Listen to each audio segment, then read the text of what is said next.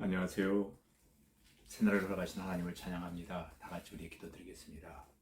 하나님, 마음과 뜻과 정성을 다해 살아계신 하나님을 찬양하며 경배하며 영광 올려드리기를 원합니다.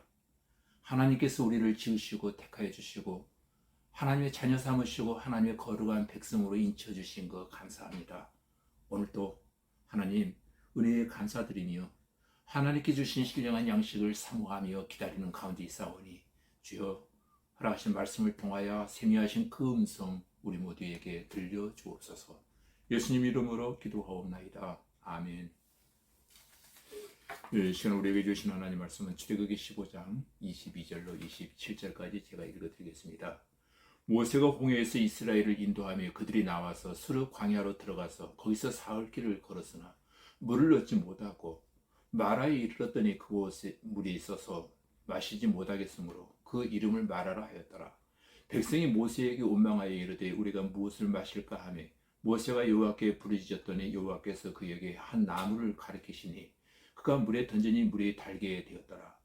거기서 여호와께서 그들을 위하여 법도와 율례를 정하시고 그들을 시험하실세 이르시되 너희가 너희 하나님 나 여호와의 말을 들어 순종하고 내가 보기에 의를 행하며 내 계명에 귀를 기울이며 내 모든 규례를 지키면 내가 애굽 사람에게 내린 모든 질병 중 하나도 너희에게 내리지 아니하리니 나는 너희를 치료하는 여호와임이라.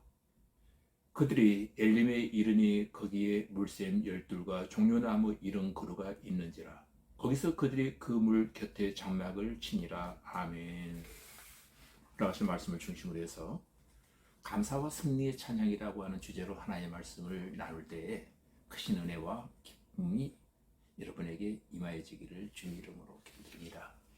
이스라엘 홍해 도하 사건과 애국 군대가 선멸된 사건이 언급된 전장에 이어서 홍해 사건을 직접 체험한 이스라엘 백성들이 구원의 기쁨과 감격을 이기지 못하여 하나님을 찬양하는 장면을 우리가 보게 됩니다. 그리고 그 감격에 미쳐 가시기도 전에 마라에서 마실 물을 얻지 못한 이스라엘 백성들이 또다시 모세를 원망하는 남다른 장면을 또한 보게 될 것입니다.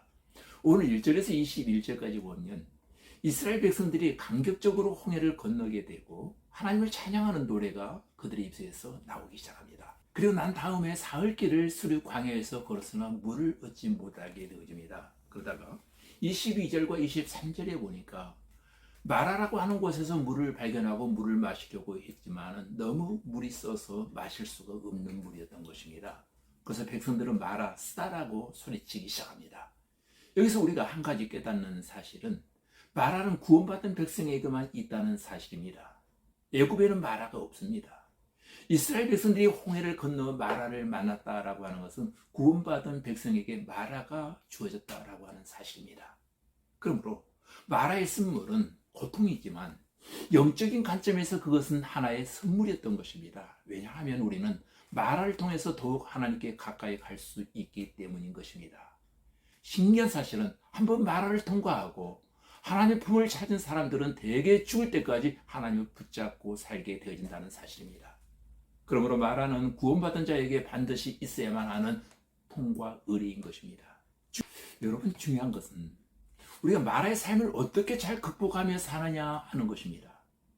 마라를 극복하기 위해서는 제일 먼저 저와 여러분이 기도해야 합니다. 마라를 만났을 때 이스라엘 백성들은 모세를 원망했습니다. 3일 전에 홍해를 갈랐던 모세의 지팡이를 어느새 잊어버린 것입니다. 그러나 상처는 잘 잊어야 하지만 은혜는 잘 잊지 말아야 할 것입니다.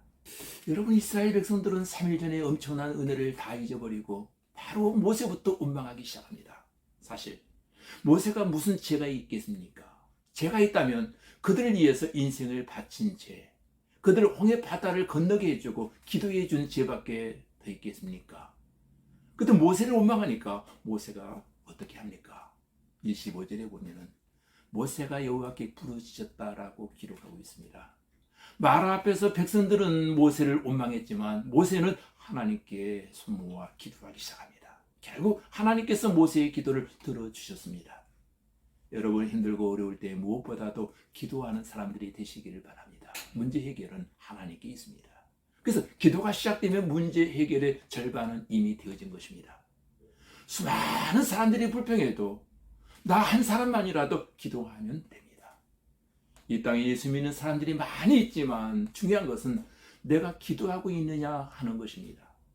내가 기도하면 가정이 변화되어질 것입니다. 교회도 변화되고 나라도 변화되어질 것입니다. 문제는 우리가 기도하지 않고 있다는 것입니다. 마라에서 기도하면 하나님은 더욱 가까이 오셔서 우리의 모든 문제를 해결해 주실 것입니다. 마라의 기도는 기도 중에서 가장 능력 있는 기도입니다.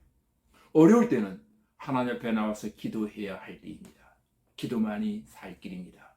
믿는 사람은 기도 없이는 살 수 없는 사람들입니다. 기도는 성도 최고의 자원이고 최고의 무기입니다. 우리에게 마라가 주어진 것은 기도하라고 하는 하나님의 사인입니다. 우리가 기도하면 반드시 지금보다 훨씬 복된 길이 펼쳐질 것이고 불가능도 가능하게 되어질 것입니다. 1967년에 이스라엘과 중동 국가 사이에 6.1 전쟁이 일어났습니다. 당시 다양 국방부 장관은 모든 입수된 정보 데이터와 컴퓨터를 분석해 보았습니다. 그런데 아무리 분석해 보아도 전쟁에서 승리할 수 없다는 결론이 나옵니다. 그러자 그는 컴퓨터를 편개치고 우리는 과학으로 싸우지 않는다. 하나님이 도와주시면 우리는 이길 수 있다. 우리는 이번 전쟁을 다음 안식일 전까지 끝내겠다고 말했습니다. 그리고 안식일 다음 날 전쟁을 시작해서 그 다음 안식일 전에 전쟁을 끝내버리고 말았습니다. 그 6.1 전쟁으로 이스라엘은 시나이 반도 요단강 서안 골란 공허를 다 빼앗았습니다. 승리 열쇠는 사람의 약사 빠른 계산이 아니라 하나님을 믿는 믿음입니다. 그러므로 우리는 기도해야 합니다. 하나님께서 도와주시면 반드시 마라의 쓴물은 단물로 변화되어질 것입니다. 마라 앞에서 모세가 기도했을 때 하나님께서 한 나무를 지시하셨습니다. 그래서 모세가 그 나무를 던지자 쓴물이 단물로 변화되어진 것입니다. 이 나무는 예수님의 십자가를 상징합니다. 오직 십자가 안에 마라를 극복하는 비결이 담겨져 있습니다. 마라를 만났을 때 우리가 피할 곳은 오직 한 곳, 바로 십자가 그늘 밑입니다. 그러므로 마라 앞에서 저와 여러분 낙심하지 말고 그때 참고 기도하고 십자가를 붙잡고 말씀에 더욱 순종함으로 승리하는 우리 모두가 되어지기를 주님의 이름으로 축복합니다. 오늘이 바로 그와 같은 날이 되어질 줄로 믿습니다. 기도하시겠습니다. 아버지 하나님, 홍해를 육지같이 걷는 다음에 하나님을 감격적으로 찬양했던 미리암의 찬양이 우리에게도 있게 하여 주시옵소서. 구원의 감격을 금세 잊어버리고 마라의 고통 앞에서 모세를 원망했던 백성들처럼 어려움이 찾아왔을 때 원망하지 않게 하시고 모세처럼 하나님께 기도하는 성도들이 다 되어지기를 원합니다. 문제 해결은 하나님께 있는 줄 믿사오니 마라 같은 고통 앞에서 기도하게 하시고 수많은 사람들이 불평불만해도 나 한 사람이라도 기도함으로 가정이 변화되고 교회도 변화되고 나라도 변화되는 역사 있게 하여 주시옵소서. 간절한 마음으로 비웃기는 마라 앞에서 낙심하지 말고 오직 십자가 붙잡고 참고 기도하며 말씀에 더욱 순종함으로 승리하는 주의 백성들 다 되게 하여 주시옵소서. 예수님 이름으로 기도하옵나이다. 아멘.